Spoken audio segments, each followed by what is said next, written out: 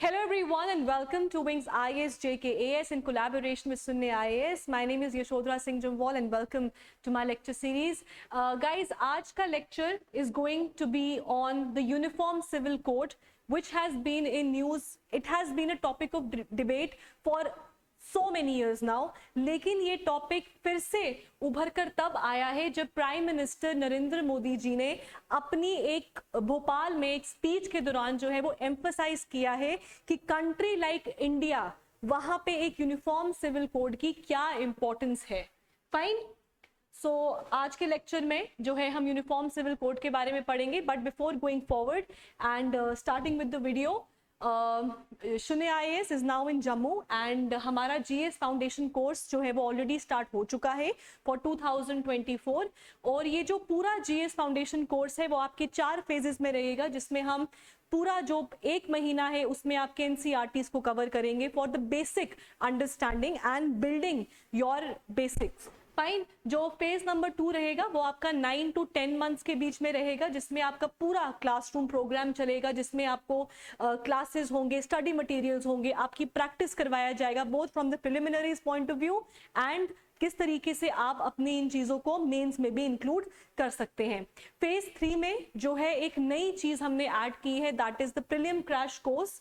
कहीं पर भी इस तरीके का फेज नहीं होता है जिसमें आपको एक क्रैश कोर्स भी दिया जाता है just before the prelims to brush up your classrooms में आपने जितना भी पढ़ा उसको ब्रश अप करने के लिए आपका एक प्रीलिम क्रैश कोर्स भी रहेगा. And phase 4 is your mains preparation, जिसमें आपको completely wholly and solely mains का प्रिपरेशन जो है वो कराया जाएगा. इसके अलावा we have few of the selections.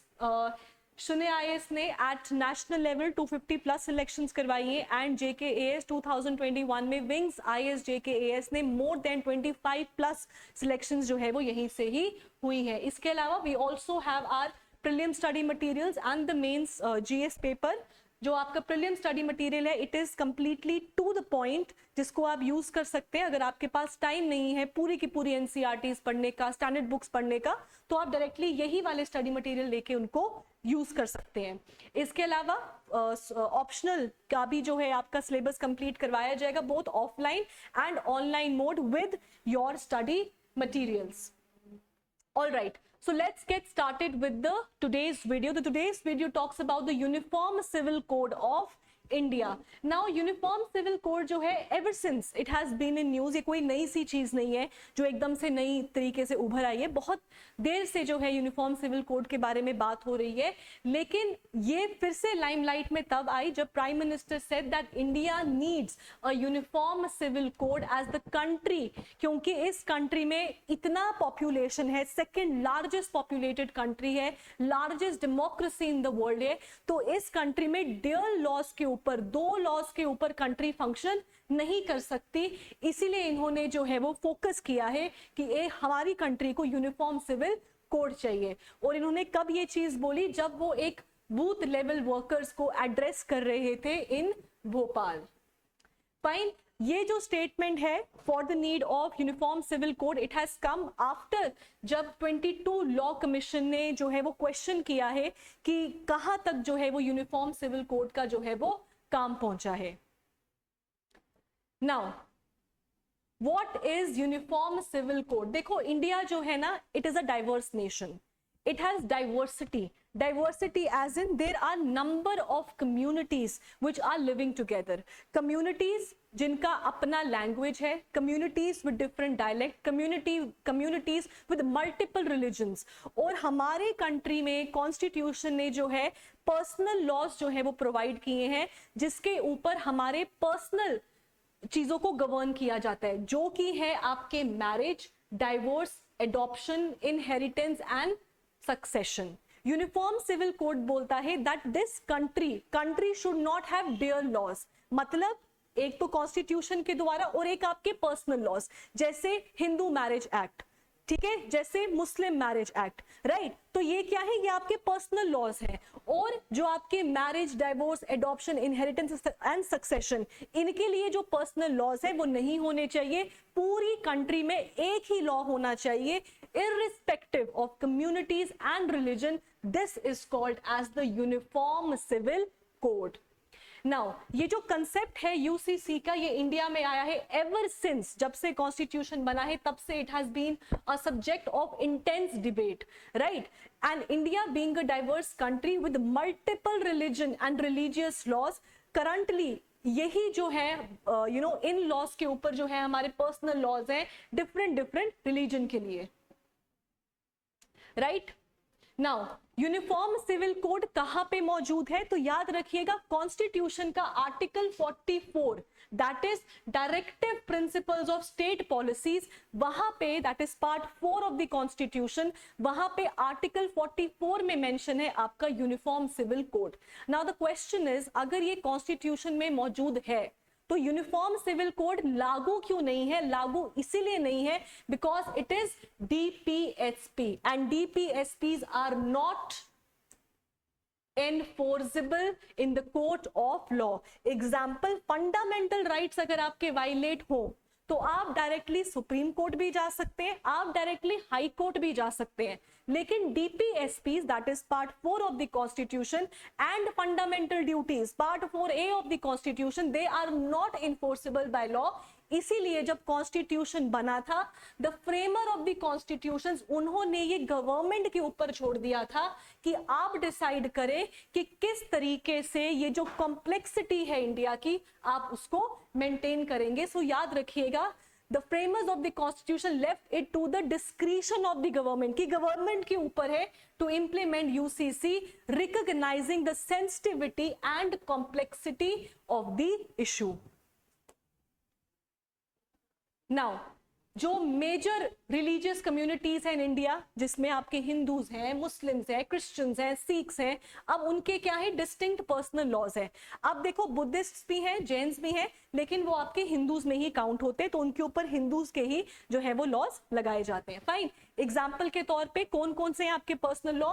Hindu personal law, Hindu marriage act 1955, Muslim personal law, Indian succession act of 1925, इसके ऊपर ना इंडियन सक्सेशन एक्ट ऑफ 1925, इसके ऊपर आपके जैन्स और बुद्धिज्म जो है उनके पर्सनल लॉज इसके अंडर आते हैं। फाइन, नाउ जब भी हम यूनिफॉर्म सिविल कोड के बारे में बात करते हैं, यूनिफॉर्मिटी के बारे में बात करते हैं, अब इसमें ये डिबेटेबल टॉपिक क्यों है? क्योंकि इसके कुछ प्रोज हैं और कुछ कॉन्स भी हैं, राइट? अगर हम बात करें इन फेवर की क्या क्या अच्छाई है, क्या क्या अच्छा हो सकता है with the implementation of uniform civil code, सबसे पहले तो बात होगी जेंडर इक्वालिटी की। देखो जब भी यूसीसी की बात होगी, we can not forget the landmark case of Shah Bano, right? Shah Bano case के बाद जो है वो आपका ट्रिपल तलाक जो है उसको खत्म कर दिया गया था कि आप ट्रिपल तलाक देकर जो है विमेन से उसके राइट्स को नहीं छीन सकते, right? So uniform civil code होगा तो जेंडर इक्वालिटी आएगी, जेंडर इक्वालिटी आएगी। नंबर 2, यूनिटी एंड इंटीग्रेशन बढ़ेगा। क्यों बढ़ेगा? Because all the people are going to be governed under one law, so हम में यूनिटी आएगी और इंटीग्रेशन बढ़ेगा। इसके अलावा सेक्युलरिज्म आएगा। अभी हमारे पर्सनल लॉज हैं, हर एक रिलीजन के लिए अपना लॉ है, राइट? तो हम कैसे बोल सकते हैं सेक्युलरिज्म है, लेकिन यूसीसी आने की वजह सेक्युलरिज्म बढ़ेगा, इंडिविजुअल राइट्स जो है वो बढ़ेंगे। वाई? क्योंकि पूरी कंट्री में एक ही लॉ चलेगा। Next is modernising the legal system. देखो एक कंट्री में ना कोर्ट के लिए भी बड़ा मुश्किल हो जाता है कि आप इसको किस तरीके से डील करें, पर्सनल लॉस के साथ डील करें या दूसरे लॉस के साथ डील करें, राइट? तो इससे क्या होगा, आपकी लीगल सिस्टम में भी मॉडर्नाइजेशन आएगा। इसके अलावा जब पूरी कंट्री में एक लॉ होगा, कोई भी अलग नहीं है, कोई भी हिंदू मुस्लिम सिख कुछ नहीं है, सबका एक ही है, that is harmonising the diverse traditions, that all the diverse tradition will be treated as one, right? अब देखो इतने फायदे हैं तो कुछ ना कुछ नुकसान तो होगा ही। डिबेट है तो कुछ क्या है, फॉर में है, कुछ अगेंस्ट में है। तो इसके अगेंस्ट में क्या क्या डिबेट्स हैं? सबसे पहली बात है कि इंडिया का जो सबसे बड़ी सॉफ्ट पावर तो नहीं, सबसे बड़ी पावर क्या है? उसकी डाइवर्सिटी, राइट? अगर आप यूसीसी ले आएंगे तो क्या वो डाइवर्सिटी को डाइल्यूट नहीं करेगा? तो इंडियन सोसाइटी का जो डाइवर्सिटी है उसको डाइल्यूट कर सकता है आपका यूनिफॉर्म सिविल कोड। इसके अलावा वायलेशंस ऑफ फंडामेंटल राइट्स, हमारे पास हमारे रिलीजियस राइट्स हैं, पर्सनल राइट्स हैं, अगर यूसीसी होगा तो हमारे वो वाले राइट्स जो है वो वायलेट हो जाएंगे, राइट, और वो तो हमारे फंडामेंटल राइट्स है, तो violation of the fundamental rights.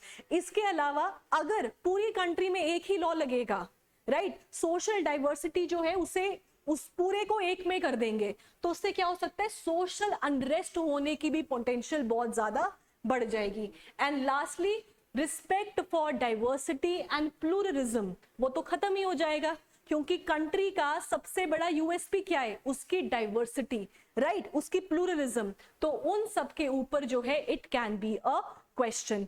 अगर यूसीसी की बात करें तो states like Gujarat, states like Uttarakhand, उन्होंने इच्छा जताई है कि हम यूसीसी को जो है वो इंप्लीमेंट करेंगे। उत्तराखंड मोस्ट प्रोबेबली एक बिल जो है वो प्रेजेंट करने वाला है अपने असेंबली में regarding the uniform civil code. अगर कभी आपको पूछा जाए which is the only state in India जहां पे यूनिफॉर्म सिविल कोड है, तो याद रखिएगा it is Goa. Goa is the only state in India जहां पे उसका अपना यूनिफॉर्म सिविल कोड है। Fine. So thank you so much, guys. I hope this lecture was helpful to you, and thank you so much. And for more videos, do not forget to like, share, and subscribe. Thank you.